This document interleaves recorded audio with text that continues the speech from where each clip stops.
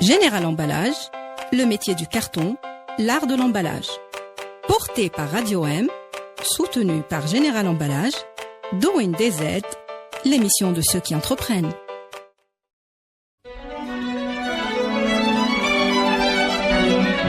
Pour bien s'entendre, il faut bien s'écouter. Rendez-vous sur M, la petite radio du Grand Maghreb. Bonjour à tous, bienvenue dans Doing DZ, votre rendez-vous entrepreneuriat sur Radio M. On est de retour cette semaine encore dans les locaux du Food Five de Bolota, comme vous pouvez le voir. Et ils nous font le plaisir de nous accueillir encore cette semaine. Et vous êtes donc habitués, hein. Doing DZ, c'est quoi? C'est chaque semaine un entrepreneur, un secteur d'activité et une discussion autour du parcours de notre cher invité. Et cette semaine, il sera question de formation. Hein. C'est la première fois qu'on en parle, puisque j'ai le plaisir de recevoir Abdallah Abdellaoui, fondateur de l'école Moufdi Zakaria. Bonjour Abdallah. Bonjour Monsieur Bougarmouh. Marhaba bik. Merci beaucoup et merci pour l'invitation de votre part. Doing DZ. Merci à toi, c'est un plaisir de te recevoir. Voilà, alors avant de passer à l'entretien, je vous propose comme chaque semaine d'écouter le portrait de notre invité réalisé par la rédaction de Radio M et on se retrouve juste après. Il n'est jamais trop tard pour devenir ce que nous aurions pu être, disait la romancière George Eliot. Notre invité du jour, Abdallah Abdellaoui, l'a bien compris et s'est réveillé un matin en se jurant de l'appliquer dans sa vie. Issu d'une famille de commerçants, Abdallah a fait le choix de quitter prématurément les bancs de l'école. Il se lance d'abord en famille avant de voler de ses propres ailes, suivant son rêve entrepreneurial d'ouvrir un établissement d'enseignement. Ambitieux et avide de challenge, il va même jusqu'à passer son bac des années plus tard et rejoindre l'université pour boucler la boucle. Alors Abdallah, pourquoi l'entrepreneuriat? Comment c'est venu? Comment tu t'es lancé? Alors si je pourrais me permettre de dire que c'était pas un choix. Ouais. Beaucoup plus c'était quelque chose qui m'a attiré vers ça, c'est-à-dire vers l'entrepreneuriat, voilà. Et puis on le rappelle, tu es aussi d'une famille d'entrepreneurs aussi. Exactement. Ouais. J'ai un papa qui était commerçant depuis très longtemps. Il m'a d'ailleurs, si je peux lui dédier ça, si je peux me permettre de dire cette réussite, grâce à lui, quelque part, j'ai appris pas mal de choses dans la gestion, dans le management et tout ce qui s'ensuit. Voilà. Alors à quel moment on se dit, on est comme tu dis dans un environnement d'entrepreneurs, de commerçants, de personnes qui se lancent, des défis, etc. À quel moment le besoin vient d'aller vers une école? Comment tu as choisi ça? Comment ça t'est venu? Sincèrement, moi j'avais un objectif déjà c'était pas un objectif, c'était beaucoup plus hobby. Oui. Alors, quand j'étais un élève au lycée, je prenais des cours dans une école auquel l'ambiance dans cette école me plaisait beaucoup. Ouais. Et par rapport à ce que j'avais comme infrastructure, l'idée m'est venue et je me suis dit, voilà ce que je vais faire. Moi, je vais faire une école. Maintenant, calculer, étudier, faire des études au préalable par rapport à ça, non, je ne l'ai jamais fait. Ouais. Mais par la suite, si. D'accord. Ouais. Alors, j'aimerais bien que tu nous racontes un peu, parce que tu as un profil très atypique, puisque tu as, on va dire, tu as fait un retour vers les études, même du point de vue personnel. Exactement. C'est très intéressant et je pense que ça intéressera beaucoup de nos auditeurs qui se disent la porte des études, elle est ouverte à tout moment en fait. Alors, raconte-nous un peu ça, ton aventure. Je vais d'abord raconter exactement comment que je me suis lancé dans le domaine de l'enseignement et par la suite introduire ma formation intellectuelle. Alors moi, en 2002, moi je suis quelqu'un qui aime trop les défis. Ouais. Quand j'ai eu l'idée de faire une école, alors mon entourage n'ont pas cru en moi. Et là, c'est venu le déclic ou le défi, si je peux... Un défi. C'était le défi de faire une école et de réussir. C'est vrai que je n'avais pas les acquisitions intellectuelles, néanmoins professionnelles par rapport à ce genre de formation, mais je me suis lancé quand même. Et au bout d'un moment, j'ai trouvé que l'école a commencé à prendre de l'ampleur. Et j'étais obligé de me relancer encore une fois dans la formation, ma propre formation, et faire un petit peu, donner un petit peu plus à mon savoir qui était un petit peu archaïque. L'aider avec des études beaucoup plus avancées et pointues dans ce domaine. Et je me suis relancé dans mes propres études. Et puis j'ai fait mes études dans le domaine du management et les finances. Mais quand même, il y avait quelque chose qui me restait à cœur. C'était la réussite d'abord au baccalauréat, et je tiens à vous informer que je suis quelqu'un qui a eu son baccalauréat à un âge trop avancé. Pas trop, hein, c'est jamais trop tard.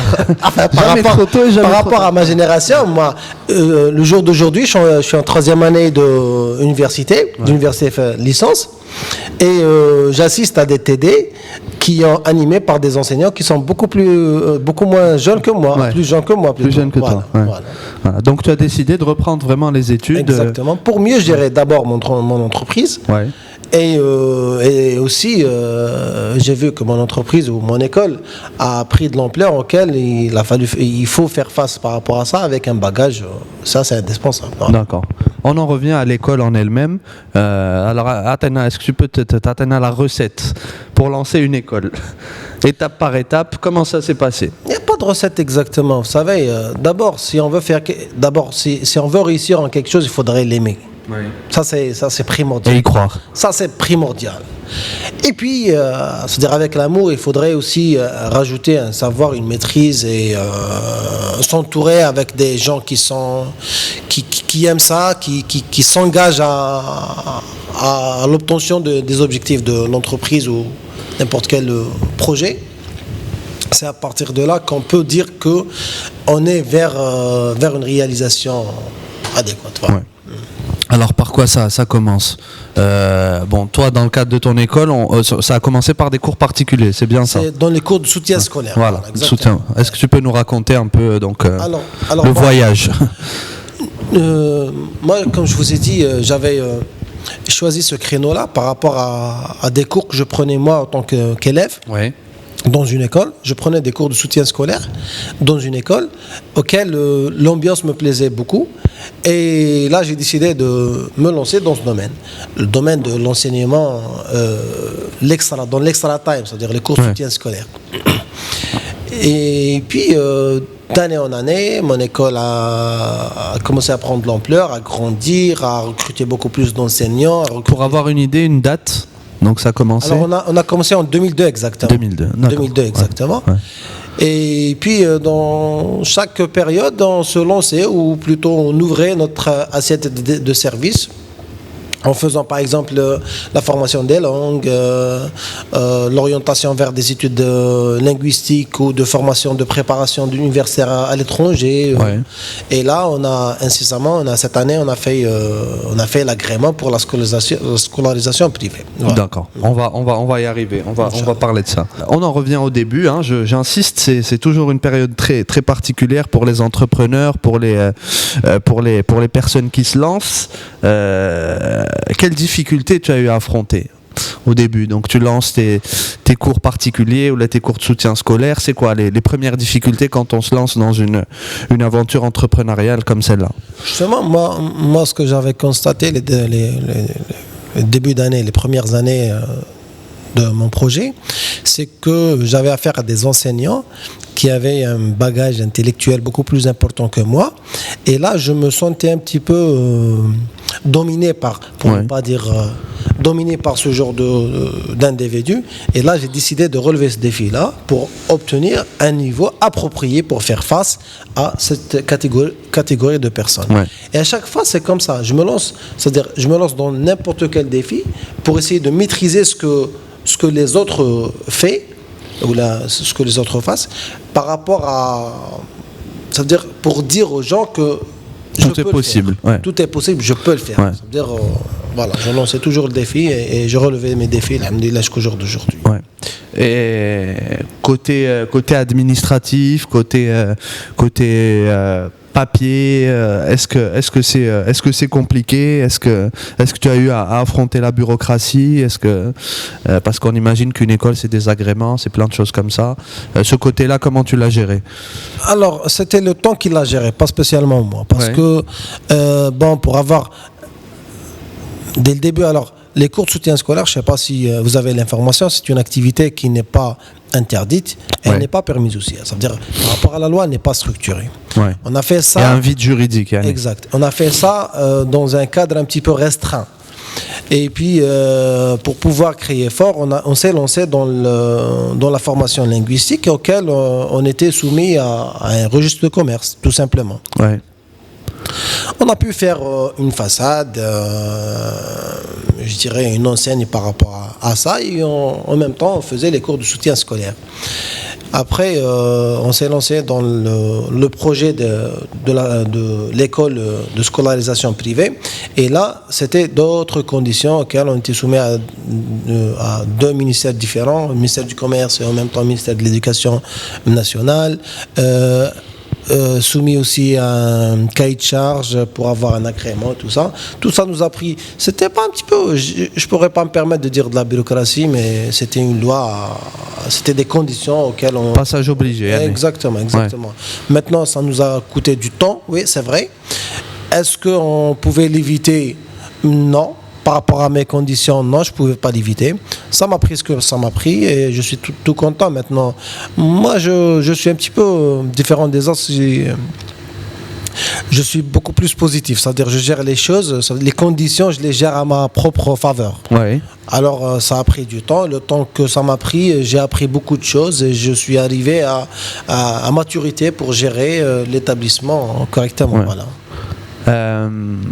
Tu le disais, tu as commencé donc par des cours de soutien scolaire, par des cours de langue, et le modèle a évolué petit à petit, on va dire vers une école plus classique, ou là une école collège ou lycée traditionnel, quoi. Comment ça s'est passé? Comment ce basculement s'est fait, ou là cette évolution? Maintenant, ce qu'on a fait, c'est-à-dire la durée qu'on a fait, les cours de soutien scolaire nous a permis d'acquérir une expérience dans le domaine éducatif. Aussi, le contact avec les gens, cerner les besoins, et ça nous a permis de lancer notre école de scolarisation privée dans un objectif auquel on pourrait apporter le plus attendu par rapport aux besoins qui existent dans le domaine. Et c'était, si je peux dire que c'était facilement de s'adapter par rapport à ça, oui, c'était facile de s'adapter parce que, comme je vous ai dit, on a acquis ce savoir, cette maîtrise par rapport à ce qu'on avait comme antécédent dans le domaine de l'éducation. Ouais. Justement, aujourd'hui, c'est quoi la différence entre un enseignement dans une école privée, comme chez toi, et dans une école publique, une école de quartier, ou là qu'on retrouve près de chez soi, où se trouve la plus-value? Maintenant, vous savez, c'est deux créneaux différents. Ouais. D'accord. Et puis, la destination, ou je dirais la société visée par rapport à ça, c'est carrément autre que... c'est-à-dire, on ne peut pas dire qu'on est concurrent à l'étatique. Ouais. Et on ne peut pas dire aussi... on peut dire qu'on est complémentaire. Oui. D'accord. Il y a une certaine catégorie sociale qui voudrait que leurs enfants fassent l'école privée. Et l'école privée aussi, il faudrait qu'elle aussi rapporte ce plus-là, ou cette différence par rapport à l'étatique. Ouais. Par rapport à sa manière d'enseigner le programme, parce qu'on est soumis à un programme national. Bien sûr, ouais. Et les extras. Les extras, que ce soit dans le domaine éducatif, ou dans le domaine culturel, ou dans n'importe quel domaine. C'est-à-dire même l'infrastructure, et les moyens appropriés, et tout ce qui s'ensuit. On imagine qu'il y a aussi moins d'élèves par classe, ou des choses comme ça. Exact. Et ce qui fait toute la différence. Hein. Recruter les bons enseignants. Ouais. Parce que dans l'étatique, les enseignants, c'est-à-dire le recrutement des enseignants se fait d'une manière un petit peu aléatoire, si je peux me permettre de dire ça. Mais par contre, c'est pas vraiment ça. Alors je dirais dans le privé, on a l'avantage de dire que c'est un bon enseignant, alors on le garde et on lui donne ce qu'il faut pour pouvoir le garder. Oui. Et s'il y a un enseignant qui n'est pas fiable par rapport à nos objectifs, par rapport à nos attentes, eh ben, on pourra s'en passer de lui. Ouais. Alors que dans l'étatique, c'est pas comme ça que ça se passe. Ouais. Dans la fonction publique, on imagine qu'il y a des contraintes. Justement, tu parles des professeurs, du recrutement. Comment tu gères ce côté-là? Le côté humain, on imagine que c'est très compliqué de gérer un grand nombre allez, on va commencer par les professeurs et on parlera ensuite des étudiants. Quel type de directeur tu es, on va dire, dans ta relation avec les professeurs? Alors, par rapport à ça, moi j'essaie d'être un responsable qui peut offrir un maximum de bonnes choses, Ouais. d'un cadre agréable par rapport à l'enseignant, aux enseignants, pour essayer de donner le meilleur d'eux. Ouais.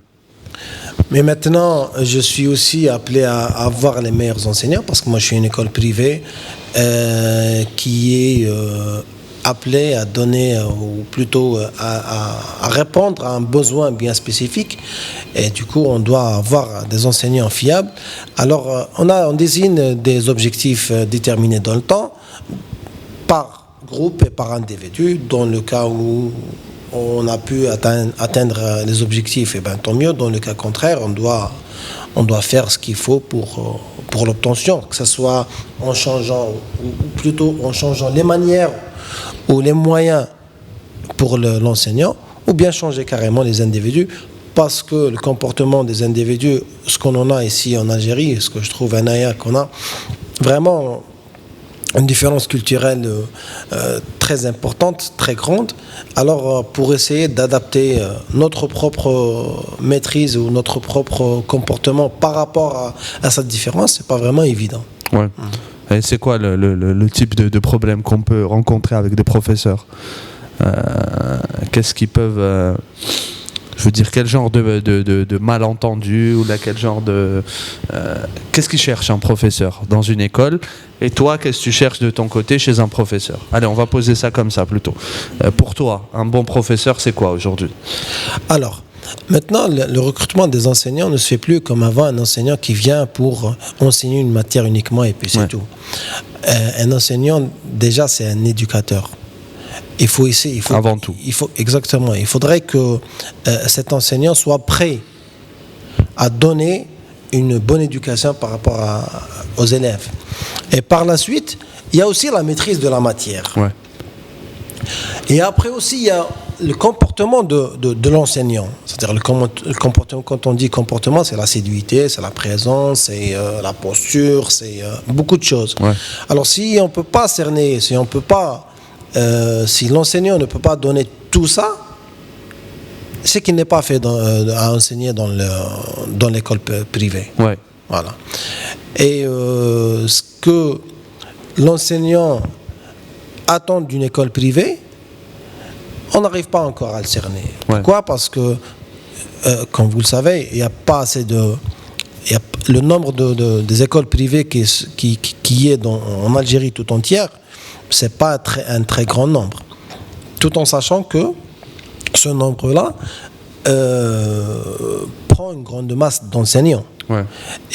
Et la masse d'enseignants qu'on prend, c'est des enseignants qui sont issus d'une formation nationale. Ouais. Et la formation nationale, quand on voit ces derniers temps, ce n'est pas vraiment une formation, je dirais, pertinente. Elle manque un petit peu de modernité, peut-être. Entre autres. Alors, l'enseignant, quand il vient, il s'attend à trouver les conditions des écoles étatiques, or que c'est tout à fait différent. Ouais. Voilà. Alors, c'est à partir de là qu'on commence à trouver la non-entente entre l'administration et l'enseignant. Alors, on a parlé des enseignants, on doit obligatoirement du coup parler des étudiants aussi, ou là des lycéens, collégiens. on imagine que les choses évoluent vite, de la même manière que l'époque évolue, la manière d'apprendre là, des étudiants, leur passion évolue aussi. Comment toi tu appréhendes ça? Comment toi tu fais évoluer peut-être ta manière de travailler avec les jeunes aussi? Est-ce qu'ils sont une source d'inspiration? Est-ce que tu les écoutes beaucoup pour adapter en fonction de leurs besoins et de leurs envies? Comment tu gères ça?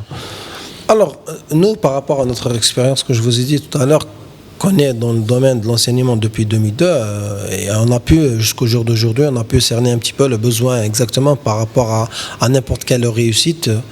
Ça veut dire, maintenant, on est arrivé à dire qu'il n'y a pas de mauvais élèves. Ouais. Et on peut dire même qu'on remet la réussite de l'élève à l'enseignant beaucoup plus qu'à l'élève. Et puis à partir de là, on a essayé de donner les meilleures manières, c'est-à-dire que ce soit comportemental vis-à-vis de l'administration, vis-à-vis de l'enseignant, les moyens didactiques par rapport aux études, oui. Et essayer de développer un petit peu, c'est-à-dire donner le programme pédagogique auquel on est appelé à donner d'une manière un petit peu plus moderne et plus fiable, ouais. Pour pouvoir tirer le maximum de ces élèves-là. D'accord. Peut-être que tu peux nous donner quelques chiffres. Tu en as combien d'étudiants, combien d'élèves, combien de professeurs? Pourquoi pas quelques idées de chiffres d'affaires, bien que je sais que c'est des questions sensibles, ça. Non, c'est pas une idée un peu pour situer l'entreprise ou l'école Moufdi Zakaria. Alors, l'école Moufdi Zakaria, bon, d'abord, l'école Moufdi Zakaria, au début, son nom, c'était pas Moufdi Zakaria, on avait un slogan. Oui. On avait un slogan depuis la création de l'école. On disait toujours c'est l'école pour la réussite ou Madrasa Lin-Najah, c'était notre slogan. Depuis l'année 2017, on a eu l'agrément de la scolarisation privée sous la dénomination Moufdi Zakaria et on a gardé toujours le slogan Madrasa Lin-Najah, l'école pour la réussite. Pourquoi? Parce que on fait tout, on se donne à fond pour la réussite de l'élève. Ça veut dire que si l'élève ne réussit pas, c'est pas parce que lui ne veut pas réussir, mais c'est parce que nous, peut-être, en tant qu'administration et enseignants, on n'a pas pu donner à cet élève-là les moyens, quand on parle de moyens, pas vraiment moyens matériels, appropriés par rapport à ça. Ouais.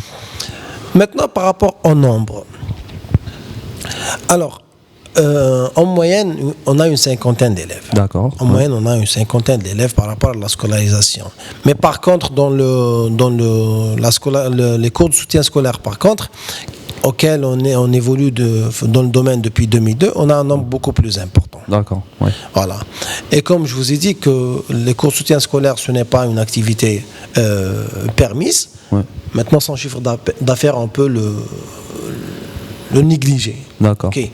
Le chiffre d'affaires par rapport à l'école Moufdi Zakaria, alors l'élève, il paye une moyenne de 170 000 dinars par an. D'accord. Voilà. Multiplié par 5, ça fait qu'à peu près 900 000 dinars.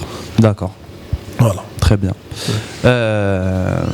Alors, quand on est comme ça dans l'enseignement, dans le soutien scolaire, dans les cours de langue, on essaye, et tu as essayé toi-même de développer d'autres activités un peu satellites. Je pense notamment à la convention avec EF, c'est bien ça? Exact. Donc tu as aussi intégré des voyages, c'est ça, linguistiques. Ouais. Est-ce que tu peux nous en parler un petit peu? Alors, moi, en tant que gérant, j'ai eu l'occasion de voyager un petit peu à l'international et j'ai vu que l'enseignement à l'international n'est pas très différent de l'enseignement ici en Algérie. La seule différence, c'est que les moyens, et le cadre agréable par rapport à ça. Et bon, nous, l'école Moufdi Zakaria, on a signé une convention avec EF Education First pour la représentation. On a été voir les écoles là-bas. On a été voir les écoles là-bas, on a constaté que on pourrait, c'est-à-dire il y a un potentiel ou un intérêt dégagé par rapport à des parents d'élèves auxquels ils veulent orienter leurs enfants vers une éducation intellectuelle beaucoup plus moderne et mondiale plutôt. Et voilà, on essaie de développer ça par rapport à ces objectifs-là. On envoie des élèves pour l'apprentissage des langues, que ce soit dans un cadre, c'est-à-dire des vacances et tout, ou bien des préparations à des études universitaires ou avancées dans un domaine professionnel quelconque. Et est-ce qu'il y a une demande justement? Les familles algériennes sont à la recherche de choses comme ça pour leurs enfants, ont envie d'envoyer leurs enfants. La demande est liée. Ce qui manque, c'est beaucoup plus la confiance. Maintenant, comme c'est un nouveau produit par rapport à l'Algérie, c'est un nouveau produit, c'est-à-dire on manque confiance. On pense que envoyer notre enfant de 16 ans, de 17 ans, de 15 ans seul à l'étranger, vivre dans une famille d'accueil, faire le trajet entre la maison et la famille d'accueil et l'école, c'est un petit peu, ils voient ça risqué. Il y a aussi, il y a un petit peu, on trouve que les parents, ils sont un petit peu hésitants par rapport à ça. Mais sincèrement, pour tous ceux qui ont fait ça, ils étaient très très satisfaits. Ils demandent même de faire plus. C'est-à-dire, une fois là-bas, ils demandent de faire l'extension par rapport à leur séjour.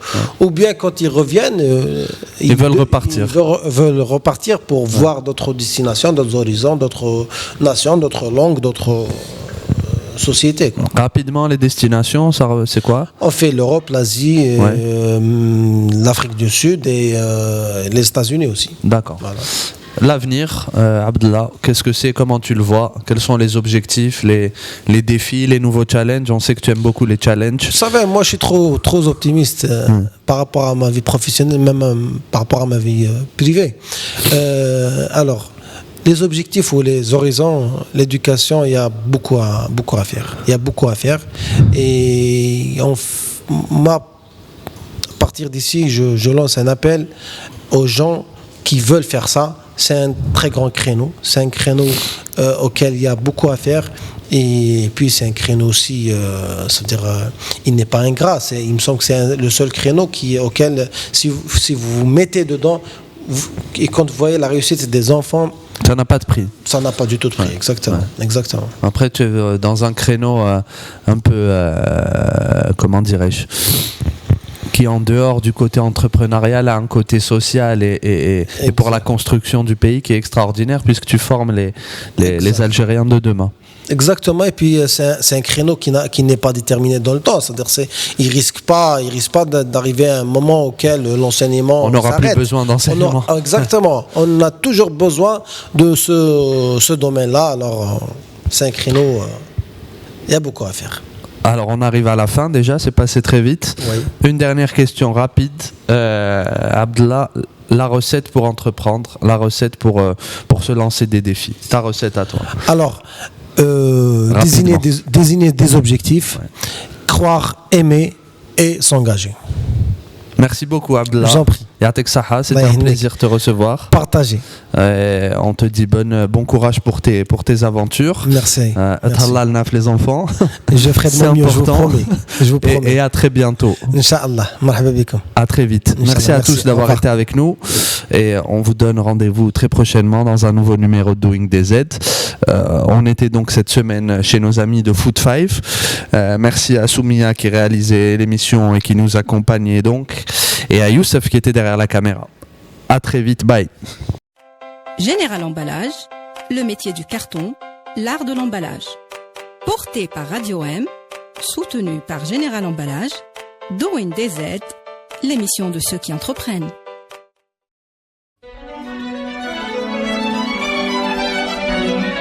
Pour bien s'entendre, il faut bien s'écouter. Rendez-vous sur M, la petite radio du Grand Maghreb.